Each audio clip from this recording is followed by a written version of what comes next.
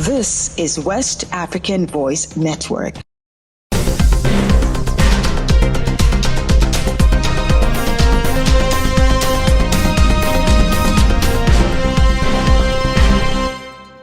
Hello and welcome to Newswave on West African Voice Network. I am Fatima Ibrahim. Let's begin in Burkina Faso as court issues life sentences in 2018 attack case. A Burkina court has sentenced 3 individuals to life in prison following a trial linked to the 2018 attacks on general staff of the armed forces and the French embassy in Ouagadougou. The trial, which wrapped up on February 25, 2025, involved 8 defendants, with some receiving 10 to 15-year sentences for related offenses, while 2 were acquitted. The case focused on incidents that resulted in loss of life and injuries, with court proceedings revealing different levels of involvement. While some denied their role, others took responsibility and expressed remorse. Authorities also imposed financial penalties on those convicted, reinforcing the country's commitment to justice and security. The French embassy chose not to participate in the case as a civil party. We now head to Mali as the country responds to U.S. cancellation of 8.8 billion CFA francs grant. The Malian government has officially responded to the U.S. decision to revoke a $14 million,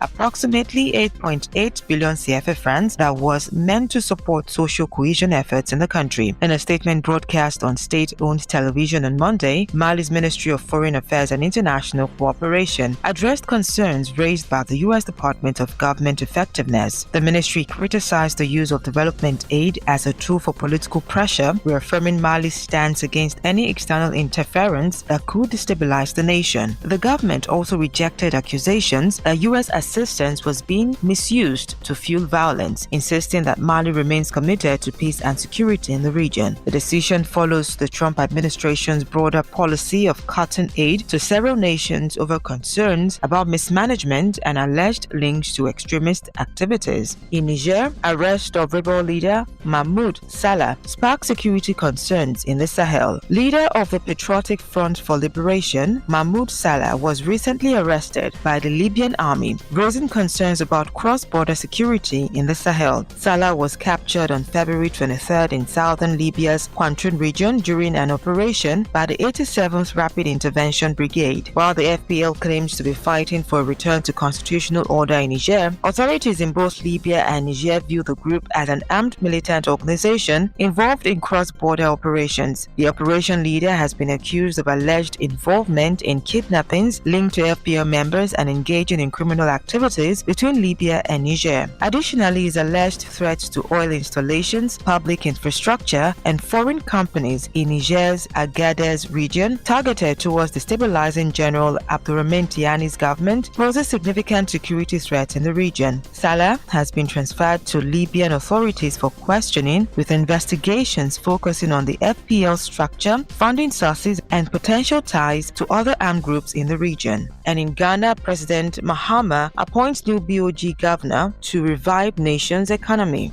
Ghana's President John Dramani Mahama has underscored the critical need to restore economic stability and rebuild confidence in the country's financial system. The Ghanaian leader was speaking at the inauguration ceremony of Dr. Johnson Pandit Asiama as the new governor of the Bank of Ghana. The president noted that the country's financial sector is in crisis and requires experienced and determined leadership. He reassured the people of Dr. Asiama's expertise in restoring confidence and driving economic growth. He also announced the appointment of Dr. Zakari Mimuni as the first deputy governor of the BOG. According to him, their selection reflects the unwavering commitment to professionalism, integrity, and competence as fundamental criteria for access to the highest positions. And to other stories, ECOWAS advances standby force plans to boost regional security. Leaders of the Economic Community of West African States, ECOWAS, have gathered in Abuja to fast-track efforts in strengthening the ECOWAS Standby Force SSF, a crucial step towards enhancing regional peace and security. The 5-day summit, organized by the Peace Support Operations Division, brings together government experts, military officials, and security specialists from across member states. Their goal is to refine and validate key policies that will invoke peacekeeping capacities across the region. This initiative aligns with the 2020-2024 Action Plan for the Eradication of Terrorism, which will be adapted to address evolving security threats in West Africa. Discussions at the meeting will focus on logistical and operation frameworks, ensuring the SSF is equipped to respond swiftly to crisis and sustain long-term peace efforts. At the conclusion of the summit, the validated policy will serve as a strategic roadmap for strengthening regional security and reinforcing ECOWAS's commitment to stability and conflict resolution. And with that, we've come to the end of Newswave on West African Voice Network. For more news from across the region and beyond, visit